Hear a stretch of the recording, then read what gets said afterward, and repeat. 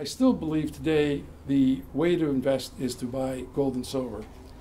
And the fact that the whole trick is that the dollars keep expanding via debt in our country, and the things that we have sort of stay stable.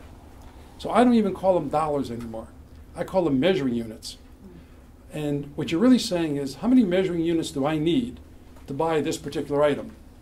Last year I needed I needed 1,400 measuring units to buy gold. This year I need 1,500 measuring units to buy gold. The price isn't going up. It's just that they're multiplying the number of dollars out there, or measuring units. So you got to measure how many units you need to buy the gold or silver. And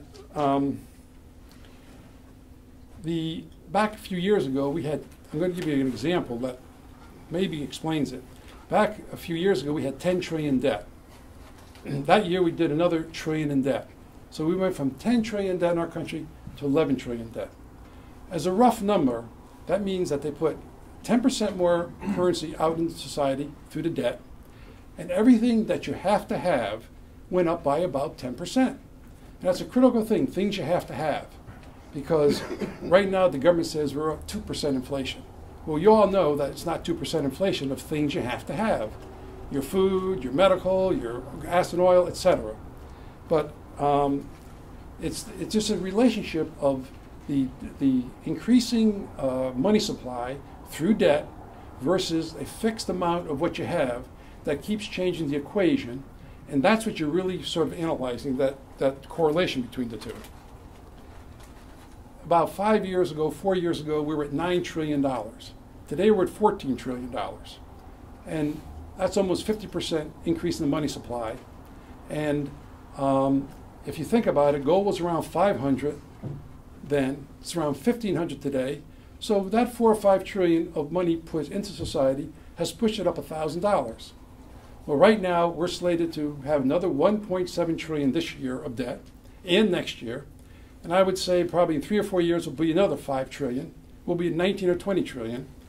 So for gold to go another $1,000 with another 4 or 5 trillion in debt is no big deal. And everybody's trying to say, oh, where's the price going? What's it worth? It's only worth how many measuring units you have. And I correlate it to just the debt. As long as you see this debt and this percentage changes, pretty much things you have to have will go along with the amount of money that they print. I actually invested in gold about 5 years ago for myself in a very heavy way. And I'll tell you the reason why, because it was sort of logical to me. The government came out and really said that they were going to print another $10 trillion over the next 10 years on things that they were backing up. And of course, it even escalated in 2008 when we had to print more money, just as the collapse of the economy. But once I realized that they're printing another 10 trillion over the next 10 years, we're going to go from $9 to $20 trillion approximately, it became pretty obvious that if you're in gold or silver, that's going to double along with everything else. So I considered it an extremely safe investment, because I didn't measure dollars and cents. I measured it how much the money is being printed, how much more dollars are out there in society. So I've been long for 5 years, still long, still buying it, because unfortunately we're going to continue to print a lot more money and go into a lot more debt. Another unfortunate part about this whole scenario is sort of where we are in the country right now as far as our debt structure is concerned. Whereas 50, 100 years ago, this was within reason, the amount of debt we had versus the amount of income we had.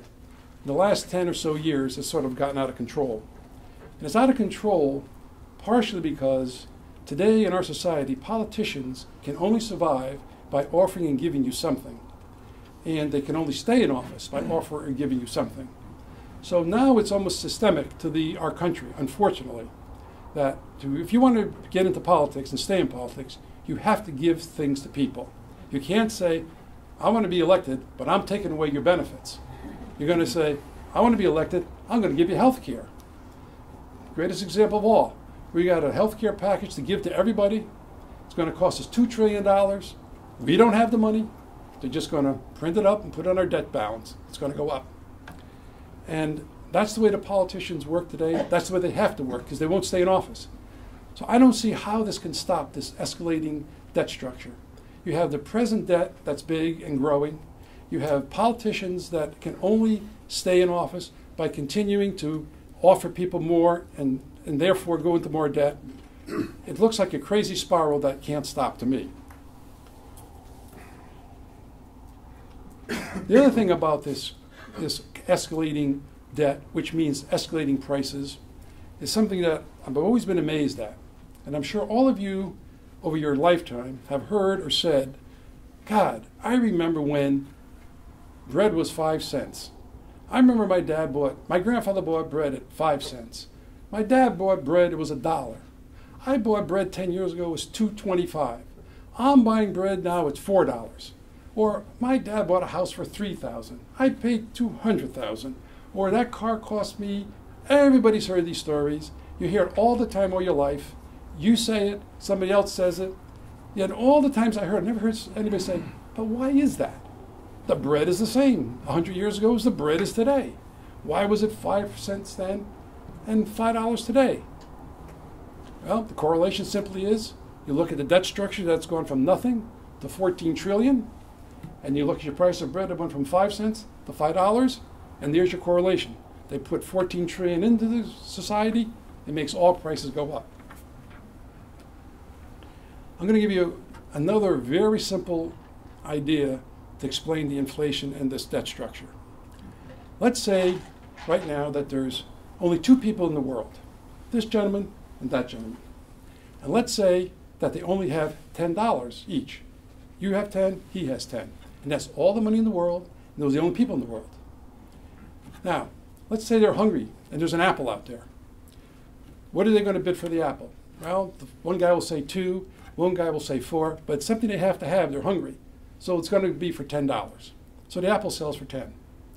Next day, let's say they start off at $10 again. But somebody comes by and gives them each $10. So now they both have $20. What's going to happen to the price of the apple the next day? They're going to bid 5, 10, 15. It's going to go for $20. Let's say the third day comes. They both have $20.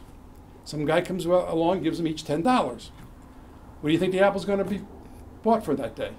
$30 because they're hungry. They have to have it. You have just witnessed inflation. And that's the simplistic thing. You have just witnessed the depreciation of your currency. You simply saw the same apple go from $10 to $30 in 3 days.